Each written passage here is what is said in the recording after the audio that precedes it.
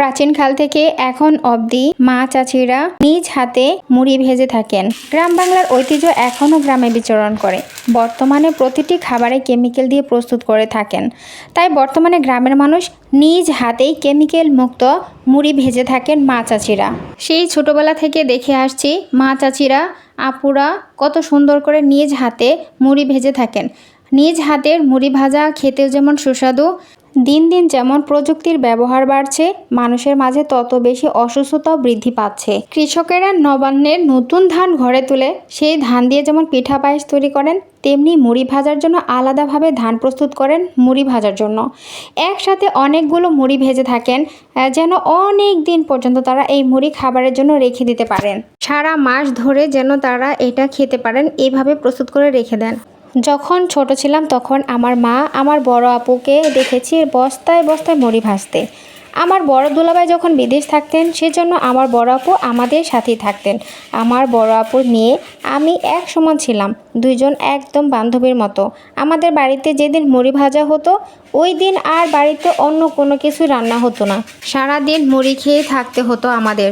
গরম গরম মুড়ির সাথে থাকতো খেজুরের জাল করা রস, আবার দুপুরে দেশি মুরগির মাংস দিয়ে খাওয়া হতো, বা মুড়ি কাঁচামরিচ পেঁয়াজ মশলা দিয়ে মাখিয়ে খেতাম। আবার অনেক সময় দেখা যেত যে পাকা নারকেল দিয়েও আমরা মুড়িটা খেতাম। মজার একটা কথা মনে পড়ে গেল।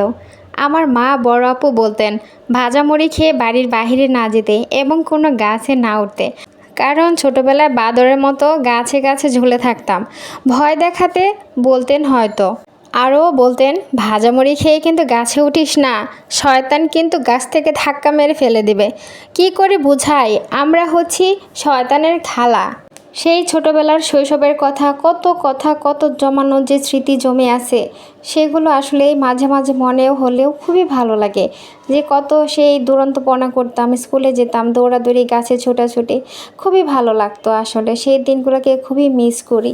যাই হোক, আপনাদের সাথে আমার জীবনের ছোট্টবেলার কিছু মুহূর্তগুলো আপনাদের সাথে শেয়ার করে ফেললাম। আমি আমার বোনের বাড়িতে গিয়েছিলাম, তখন মুড়ি ভাজা হয়েছিল, সেই ভিডিওগুলোই ক্যাপচার করা হয়েছিল, ভিডিওটা দেওয়া হয়নি, তাই ভাবলাম যে আপনাদের সাথে শেয়ার করি। তো সারাদিন ভোরে আমরা মুড়ি ভাজলাম, আমি, আমার আপু আর আমার আপুর মেয়ে যখন সারাদিন মুড়ি ভাজলাম। মুড়ি ভাজা শেষ হলে যে গনগনে আগুন থাকে মাটির চুলায়, সেই মাটির চুলায় কিন্তু আপু আমাদের অঞ্চলে বলে যে এটাকে ঝাল পিঠা। চালের গুঁড়ি দিয়ে পেঁয়াজ, কাঁচামরিচ, হলুদ, মরিচের গুঁড়া, ধনিয়া গুঁড়া, জিরা গুঁড়া, আদা বাটা, রসুন বাটা সব কিছু দিয়ে মাখিয়ে ডো তৈরি করে কড়াইতে তেল দিয়ে সেখানে ডোটা হাত দিয়ে চেপে চেপে সমান করে দিয়ে কলা পাতা দিয়ে ঢেকে দিয়ে আগুনের কয়লাগুলো তুলে দিচ্ছে। তাহলে আর কোনো অংশে কাঁচা থাকবে না, নিচে উপরে সমানভাবে হয়ে যাবে। যেভাবে বারবিকিউ করা হয় ঠিক সেইভাবে দেখছেন উপরে সেই আগুনের কয়লাগুলো গনগন করতেছে, এগুলো দিয়ে দিচ্ছে যেন নিচে উপরে সমানভাবে হয়ে যায়। আমি যখন ভিডিও নিচ্ছিলাম ওই টাইমে চলে গেছে কারেন্ট। আপনারা দেখতে পাচ্ছেন যে অন্ধকার, লাইট ধরা হয়েছে, তারপরে ভালোভাবে দেখা যাচ্ছে না। আপনারা তো জানেন গ্রামের মধ্যে কারেন্ট মামা এত ডিস্টার্ব করে, কি আর বলবো। তো অন্ধকারের মধ্যে আমি ভিডিওটা নিয়ে নিয়েছিলাম, না হলে আর সম্ভবই হতো না। ওইদিকে আপু পিঠা প্রস্তুত করছেন, আর এইদিকে আমার জন্য নিয়ে আসছে দুলাভাই বাদাম টানা। এটাকে আপনারা কার কার অঞ্চলে কি বলেন আমি জানি না, তবে ছোটোবেলায় এটা আমরা ধান দিয়ে কিনে খেতাম। সারা রাত ওইভাবে ছিল, চলে আসলাম ভোরবেলাতে।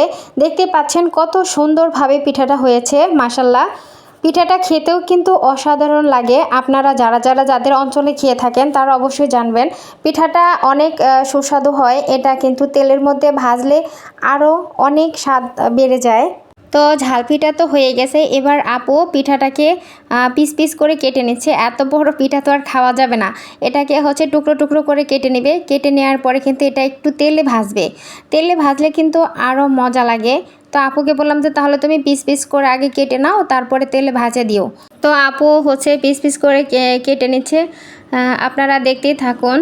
আপনাদের কাছে আশা করি যে ভিডিওটি অনেক ভালো লাগবে।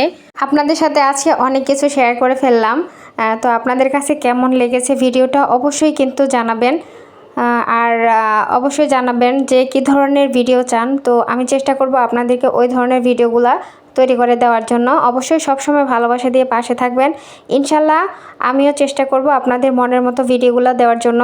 কোন কোন ধরনের ভিডিও চান অবশ্যই আমাকে কমেন্ট বক্সে জানাবেন। আমার আপু সবগুলো পিস পিস করে কেটে নিয়েছে, দেখেন কত সুন্দর লাগছে দেখতেই। সবাই ভালো থাকবেন, আজকের মতো আল্লাহ হাফেজ।